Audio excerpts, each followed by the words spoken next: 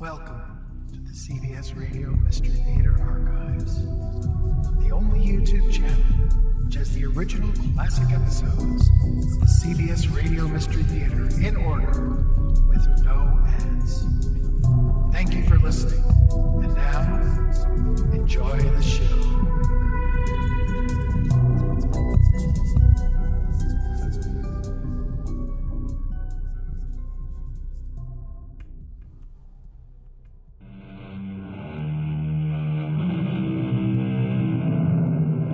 Come in. Welcome. I'm Tammy Grimes. When it comes to finding the solution to your classic conventional mystery, the French say, cherchez la femme, or look for the woman. Of course, what they don't tell you is which woman to look for, or what to do about her if and when you ever find her. You've been with the company longer than anyone else, haven't you, Miss Murdoch? Yes, Lieutenant. Can you think of anyone who might have a motive for murdering Mr. Lewis? Well, yes. Oh? Who? Me. You? But why? He fired me without notice after 25 years. Miss Murdoch, if ever I saw a person who definitely was not the killer type, it's you. Our mystery drama, The 44 Connection, was written especially for the Mystery Theater by Sam Dann and stars Marian Seldes. I'll be back shortly with Act One. How did Eleanor Wiley put it? I was, being human, born alone.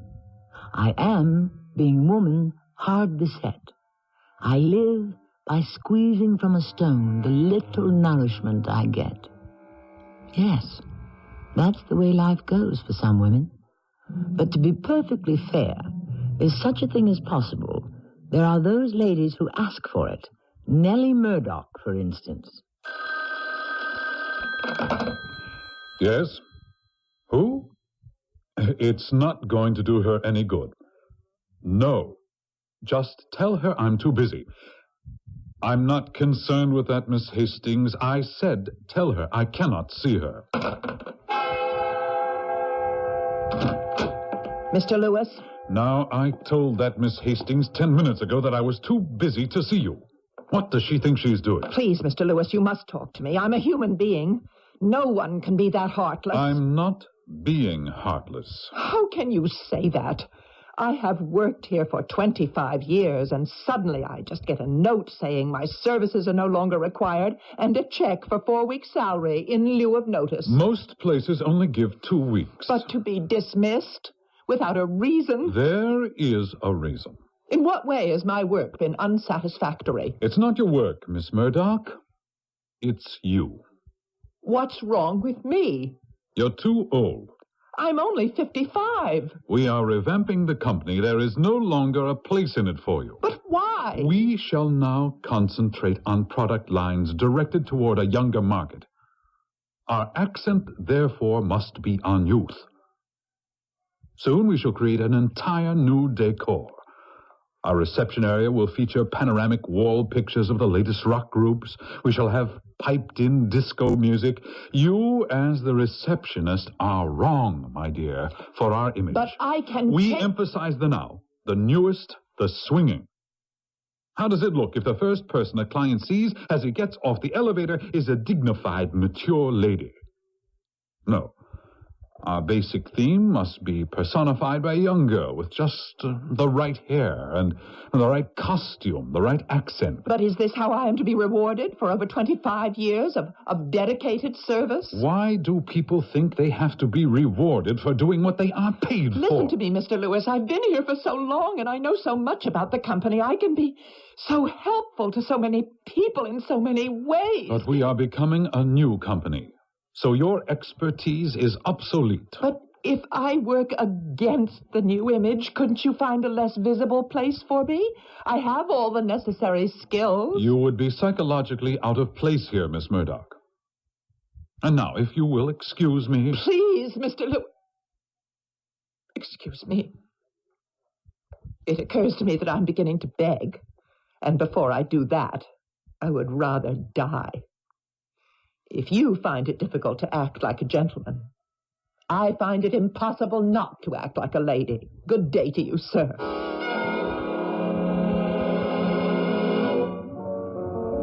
Yes, ma'am? What'll you have? Oh, I don't know. I don't drink. Oh, no? Then, what are you doing in a place like this? Well, truthfully, I've never been in a place like this before. Why? Is it supposed to be some kind of den of iniquity? Just never had the occasion. Uh-huh. I see, but you have the occasion now. Well, it occurs to me I have nowhere else to go, so I might just as well try to, as they say, drown my sorrows.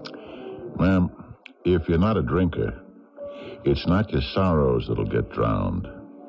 It's you. I lost my job today. Funny. Well, no, it isn't funny when you think of it. But that job was all I had in the world. How? I mean, nice-looking, mature lady like yourself. Don't you have children? Grandchildren? No, all I had was my job. I was the first employee that company hired almost 26 years ago. And I watched it become an international corporation, a conglomerate. It took all my time. I gave it all my energy. I was so interested in everything and everybody. I didn't have to be. I mean, I could have done exactly what I was paid for, no more, no less. Just watch the clock. Like everyone else. Yes, as it turns out, like everyone else. I think I will have a drink. What shall I order? Why don't we try a glass of nice white wine?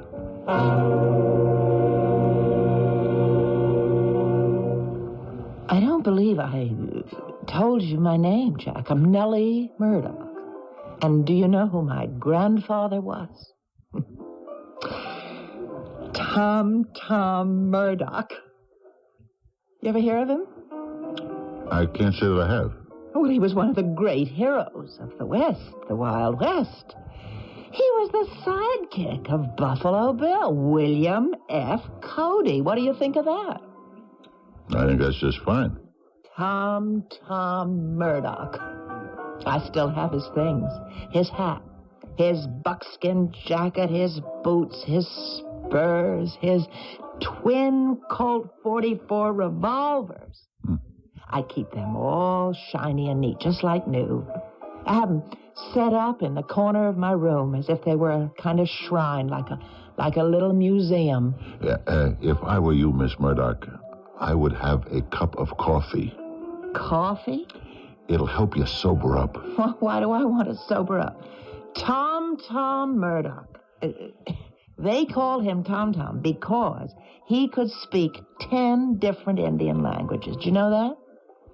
No. I told you he was Bill Cody's sidekick, and he knew them all. Wyatt Earp, Wild Bill Hickok, that whole crowd. They were just all men who fought for justice in the Old West. You know why? Ask them. Why? Because there wasn't any. They had to make it themselves. Well, I'll tell you something. There isn't any justice today either. If there was, could I be fired for nothing after 25 loyal years?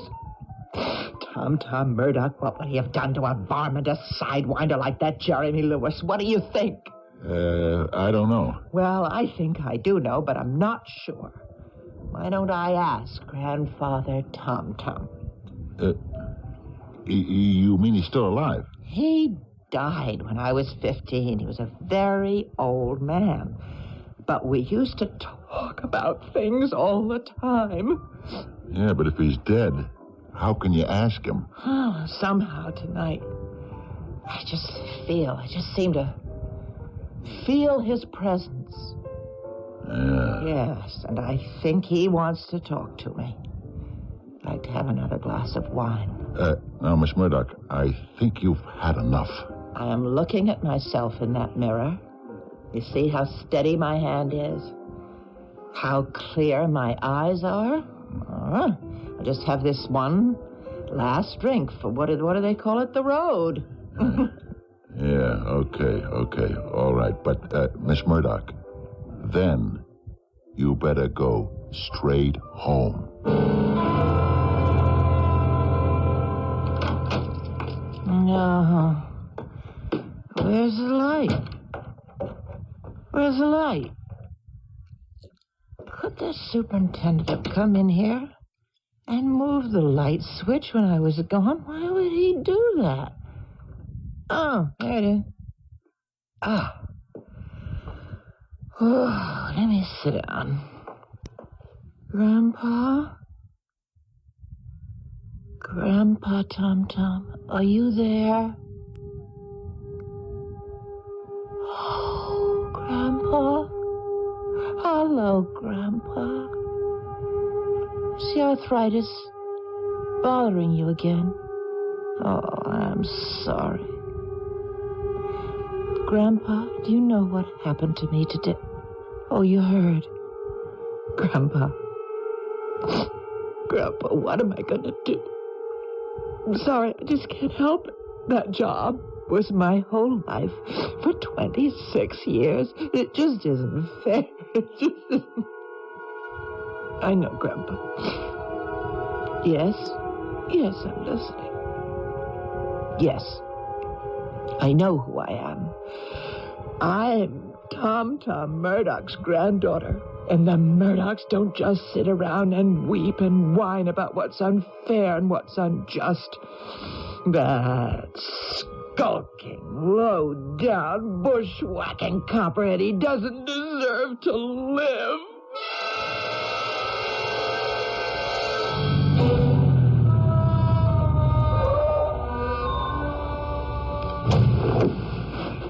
Jeremy Lewis? Huh? Who's that? Have you forgotten me already? It's you, Miss Murdoch. Yes, it is I, Nelly Murdoch. What are you doing here? I told you at the office the way things were, and the way they had to be, and that's the end of it. Yes, that's the end of it. For one of us, at least.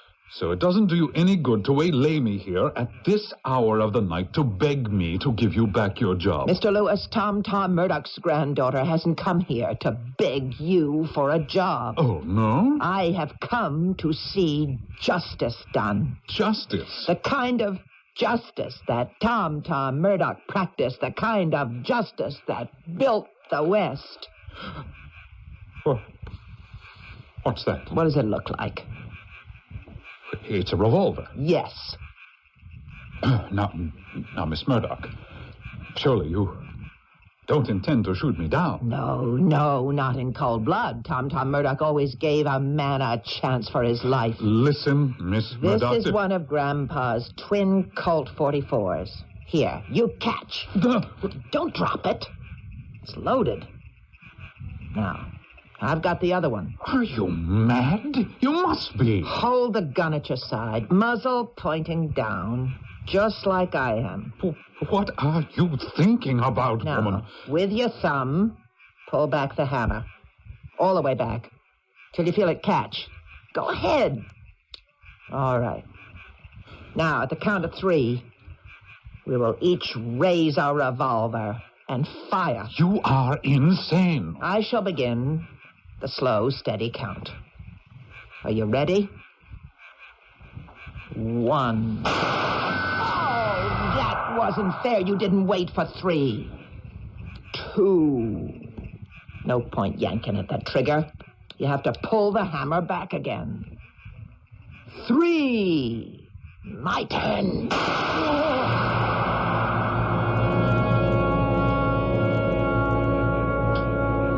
Well, look who's here. It's Miss... don't tell me. Got it. Miss Murdoch. How do you do, Jack? Well, I see you got home okay last night, huh? Well, of course. May I have a glass of that delicious white wine? Like I said, you want to watch that stuff, Miss Murdoch. Oh, you should see what my grandfather and his sidekicks drank. How is your grandfather? You have that little talk with him? Oh, yes. Thanks. Cheers. That's the word? Cheers. Things work out somehow, don't they? What things do you have in mind? This guy you worked for, Jeremy Lewis. The one that gave you such a bad deal. Did you hear? Somebody gave him his last night. Yes.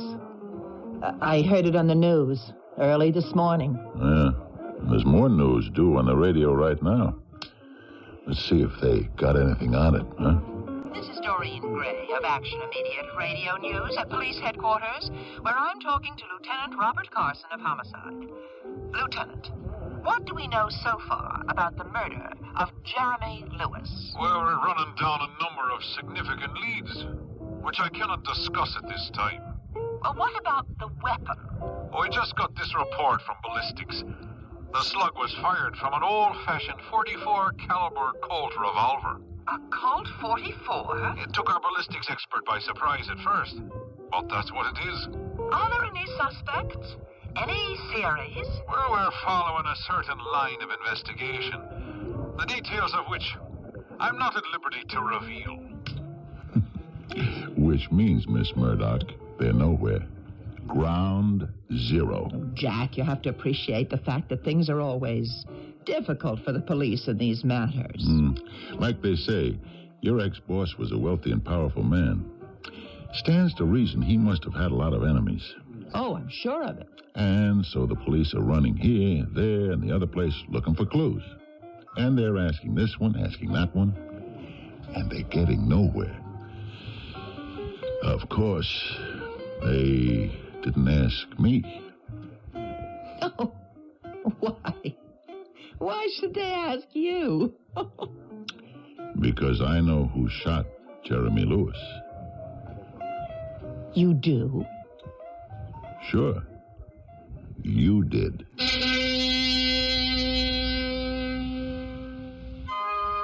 That was short, sweet, and to the point. But how does he know? All right, if you review the previous encounter between the two of them, this thing could emerge with crystal clarity.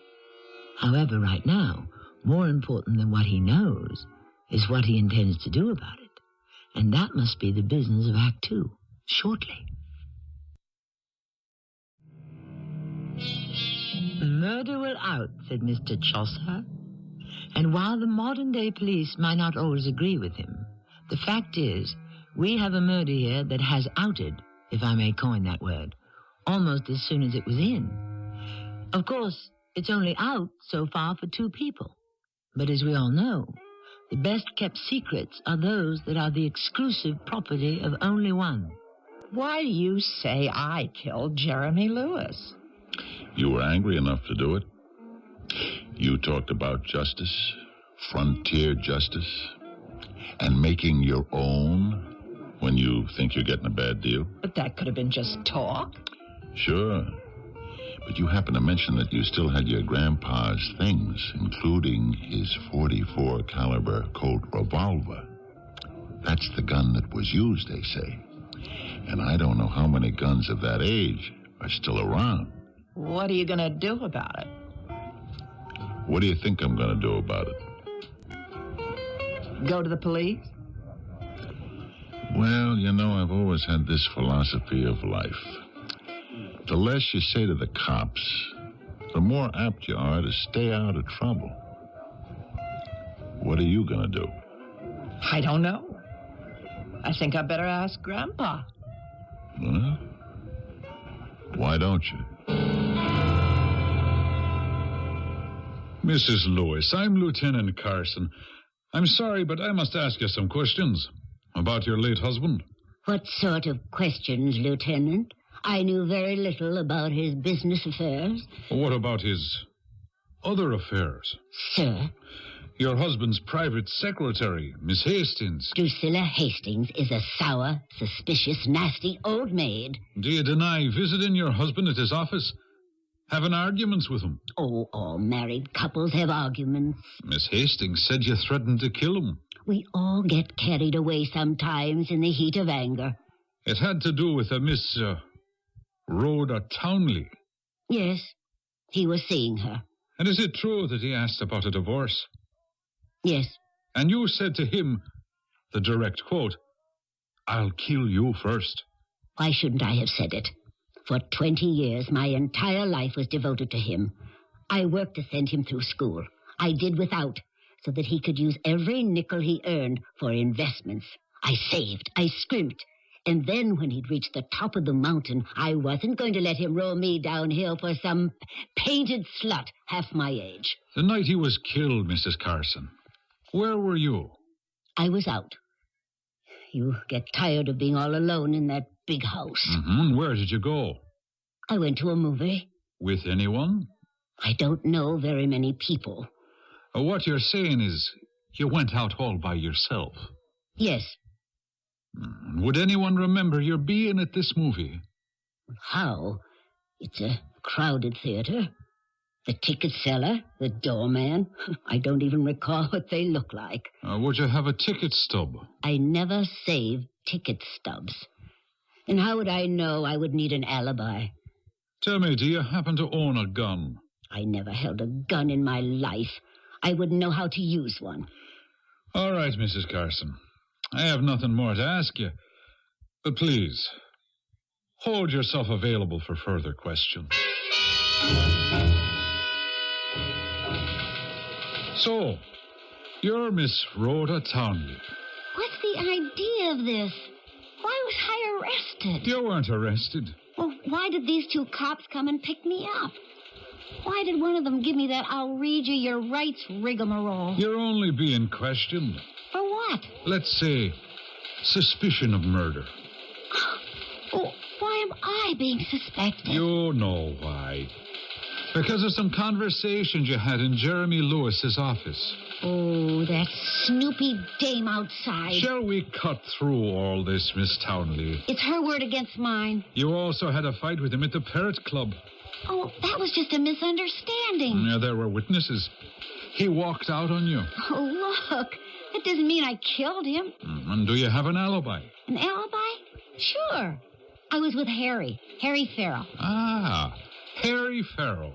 A convicted forger, perjurer, and confidence man. Free now on a very shaky parole. Well, it's the truth. Mm-hmm. You and Harry started the whole thing, didn't you? The idea was for you to attract Jeremy Lewis. Then the two of you would set him up for blackmail. That's a lie. What you had no way of knowing was that Lewis didn't care, couldn't care less whether his wife knew he was unfaithful or not. All right, Lieutenant. I'll make a confession. Should I get a stenographer? Yeah, it did begin as a con game. Well, sure, we tried to set him up as a mark, but, see, after a while, it wasn't a game for me anymore. I fell for the guy. I mean, I really fell for him. Is that a fact? I mean, a week ago is when the blackmail scheme blew up. You kept trying to get in touch with him. He wouldn't see you. Finally, you practically broke into his office, and you said, I quote, "If you don't take me back, I'll either kill you or kill myself." Well, you didn't kill yourself. Oh, look, I may have said that. Yes, and you also may have had some help. I tell you, I don't know anything about the murder. Well, you can go now, Miss Townley. But you must keep us informed as to your whereabouts. But I have an alibi. Yes. We'll see about that, too.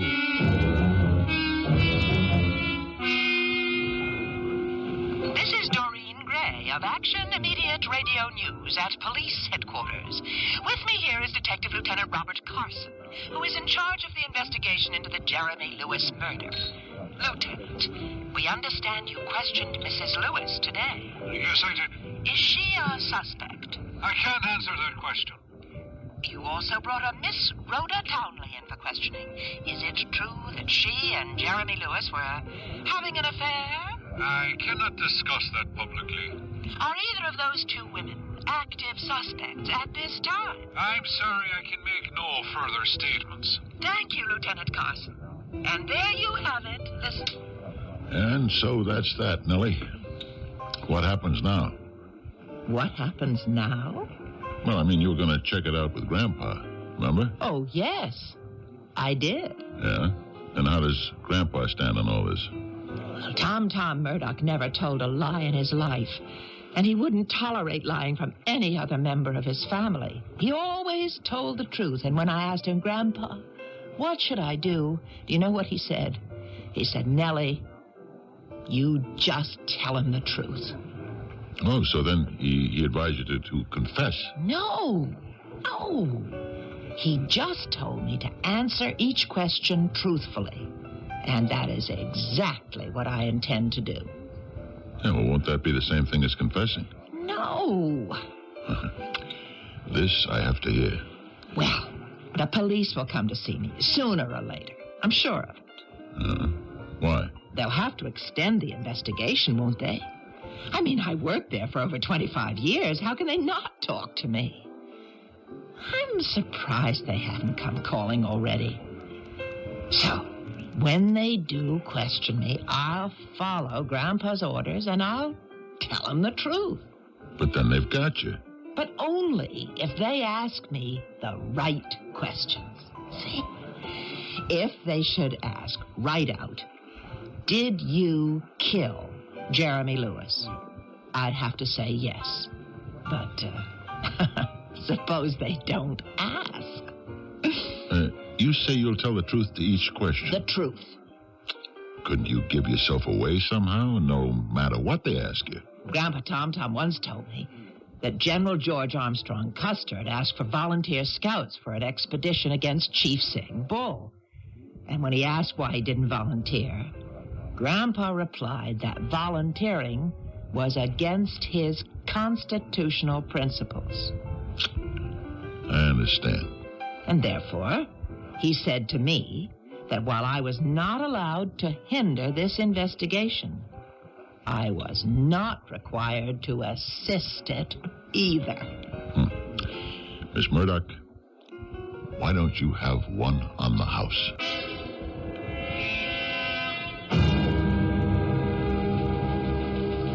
What's your name?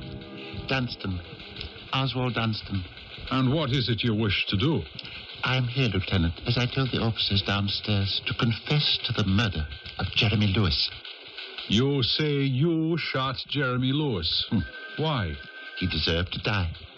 For what reason? To teach him a lesson. Well, how can that lesson do him any good? I should have said to teach a lesson to people like him. And what kind of people? People who exploit the weak, who ravage the resources of the earth. And for that reason, you decided to shoot him? For that reason, he was condemned to death. Condemned? And how did you kill Mr. Lewis? That one I'll answer. I waited for him near his home that night. As he got out of his car, I shot him. And what type of gun did you use? You know very well. A .44 caliber Colt revolver. Now, where did you get it? It was given to me by a friend. And what is this friend's name? I shall never reveal it. And have you anything else to say? Haven't I said enough? Well, all right. Eddie, bring in a stenographer to take down a statement, and then you can book him. You don't believe me, Lieutenant? I can tell you don't believe me, but it is true. I killed him. I killed Jeremy Lewis, so there.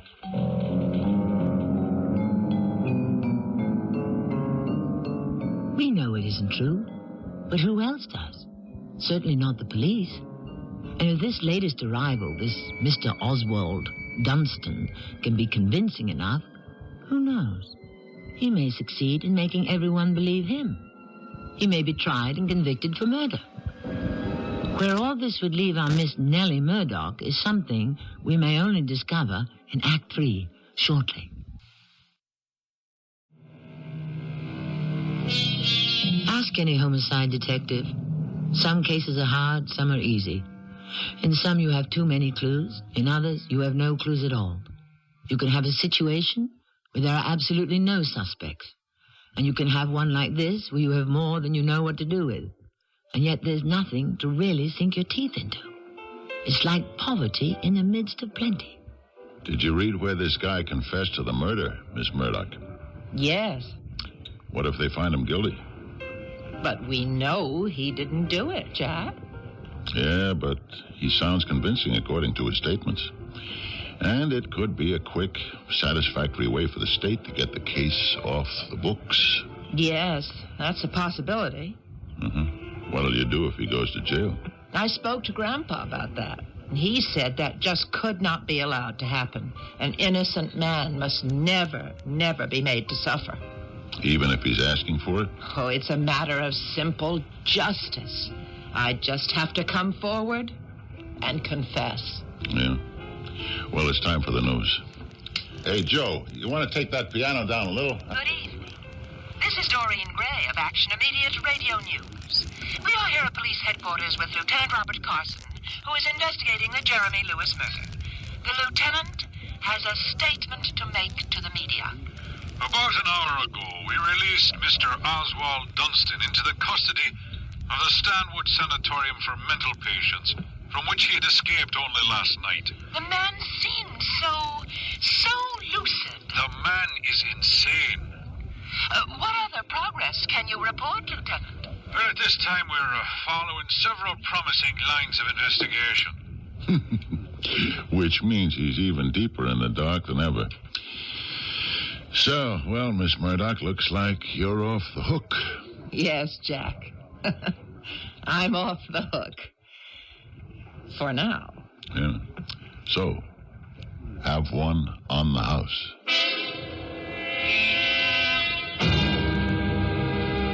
Miss Townley? Lieutenant, what do you want from me now? Once again, we'd like to discuss the Jeremy Lewis murder. But I don't know anything about it. You don't? And besides, I told you I have an alibi. Oh, you may not think much of him, but he's an alibi, and he'll testify. Will he now? That's right. We talked about it, and he said sure. And why shouldn't he tell the truth? He's in love with me. When did he tell you all this? Last night. Oh, well, that's not what he told me this morning. What did he tell you? That he certainly wasn't going to perjure himself. But it isn't perjury. It's the truth. Is it? You guys threw a scare into him. You threatened to railroad him back into jail if he doesn't play ball. Why would we do that? Because you need somebody for this murder, and you picked on me. But I'm innocent. Oh, all right. I threatened Jeremy. Maybe I don't have an alibi. But that's all you got, and that's all you'll ever get because I didn't do it. So go ahead. Arrest me. Make sure we can find you when we need you. Mrs. Lewis, we need your help. How can I help you? I'd like to ask you some questions about your husband. These past years, I knew very little about my husband. Well, did he have any enemies? Yes, I suppose he did. But why? Oh, he played very rough in the business world. He drove a number of people into bankruptcy. They say he forced one man into suicide. There may be a revenge motive there. I understand the man had sons. No, I would say he didn't lack for enemies. Well, how about within the company itself? His secretary could tell you much more about that than I could. We've already spoken with her. I was hoping you might be able to expand the list. Do you know who might be able to help you? Oh, I'm sure she could. Miss Murdoch. Miss Murdoch? Oh, she knew everything. Everybody. Where all the bodies were buried. Where all the skeletons were hidden. You talk to Miss Murdoch. Well, who is Miss Murdoch? Well, she's the receptionist. Just as you step off the elevator. Well, she's a very nice, dignified lady. Somewhere in her 50s. But I spoke to the receptionist. She looked like some kid just out of high school. Oh, well, she might have been filling in temporarily. No, she told me she was the regular receptionist. Miss Murdoch isn't there anymore? Why, she was with the company since the year 1. Well, I suggest that you talk with her anyhow. Miss Nelly Murdoch. She can give you an earful about everybody.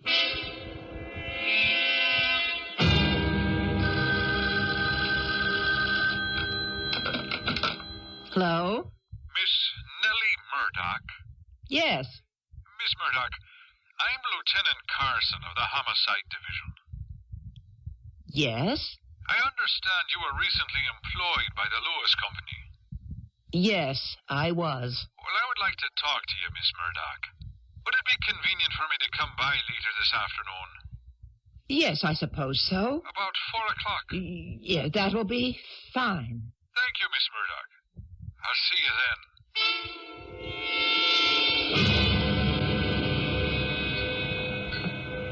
Jack, Yeah. What is it, Miss Murdoch? they're coming. Who? The police. A detective called and made an appointment to see me at 4. That's 2 hours from now.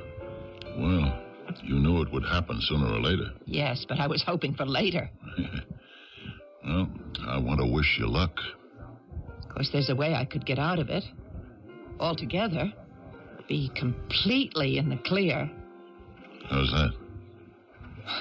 No, I can't tell you. Why not? You know you can trust me. Because if I told you and things were to go wrong, you'd become an accessory. I figure I'm some kind of accessory right now. No. All you're doing is guessing. You have no real proof. I'll have to ask Grandpa. Yeah. Wait, before you go. Have one in the house.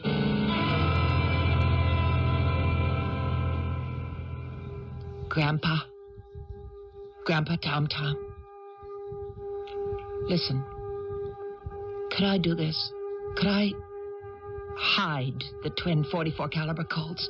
Because, see, if I do, Grandpa, then there's nothing in the world that could ever make them suspect me.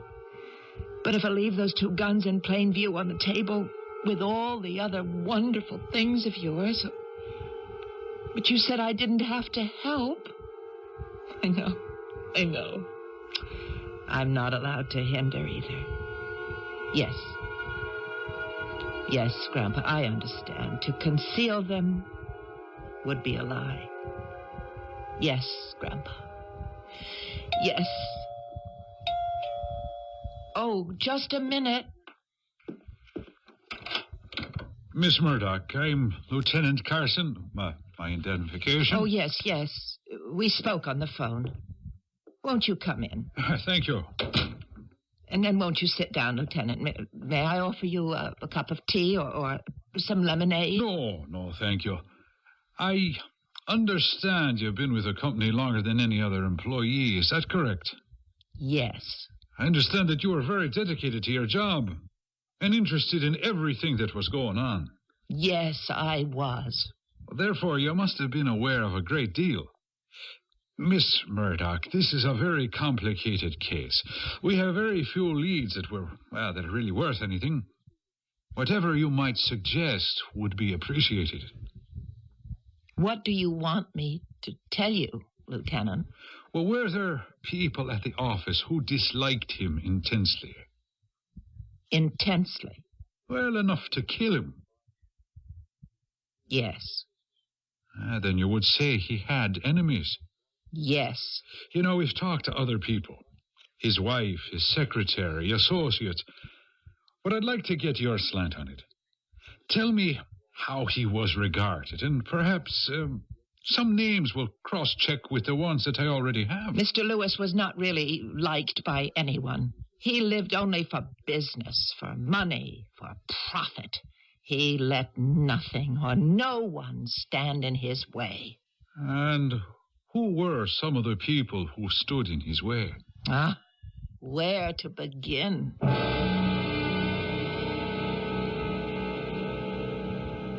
I must say, Miss Murdoch, it's quite a list. There's enough work here to occupy the entire department. Can you think of anyone else who wanted to kill him? Can I think of anyone else? Well, yes, I suppose. Oh, really? Who? Me. You? Oh, my dear Miss Murdoch, why would you want to kill Mr. Lewis? Did you have a motive? Yes. What was it? He fired me abruptly after more than 25 years. Well, if I ever met anyone who is not the killer type, it's you. The idea. Well, I've taken up enough of your time, and I'm not going to ask any more questions. You're not going to ask me any more questions? Oh, I've asked you enough. Oh, I would like to ask you one more question, if I may. Oh, what is that? Well, over in the corner of the room there, that display. It looks like some sort of a Wild West museum. May I look at it? Well, certainly. What are you doing with all these things? They belong to my grandfather, Tom Murdoch. Ah, I heard of him. He was a friend of Buffalo Bill's, and didn't he have a falling out with General Custer? No, he just didn't volunteer to go out on that final mission. Ah, and did you know him? Oh, yes, I remember him. And did he tell you anything about those days? Oh, yes. Oh, what a wonderful childhood you must have had. And he left you all these things, did he? Yes. Oh, and how well you kept them. Oh, the hat, the buckskin jacket, the breeches, the boots, the spurs, a pair of Colt 44 revolvers. Oh, this is all part of the authentic history of our nation, wouldn't you say? Oh, yes, certainly. Well, I want to thank you again, Miss Murdoch. It isn't every day you run into something exciting and educational like this in the routine exercise of duty. You're quite welcome, Lieutenant Carson. You're quite welcome.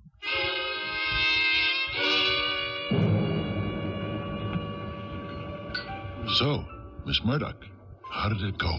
Well, I'm here. And you mean he didn't? I promised Grandpa Murdoch I'd tell the truth. Had Lieutenant Carson point-blank asked me, I would have told him. But he didn't point-blank ask me. Yeah, but didn't he see all that Western stuff in the room? Oh, yeah. He was so interested. He went over, he looked at everything closely. Yeah, and I mean the Colt 44 revolvers. Yes, he even remarked on them. Well, sounds like you're in the clear. Perhaps. What do you mean, perhaps? One day, suddenly, for some reason, or for no reason. I mean, who knows how the human mind works? That lieutenant may suddenly be struck by the significance of those Colt revolvers. He can make the connection. Then again, it may never happen. That's right. Well, at any rate, there's nothing we can do about it. Is there? Not that I can think of. Hey, have a drink on the house. And there we must leave it for this go-round anyhow. Will the mysterious mental forces that govern insight and inspiration ever make what might be called the 44 connection for Lieutenant Carson? If they do, you'll hear all about it sometime, because it will create another story.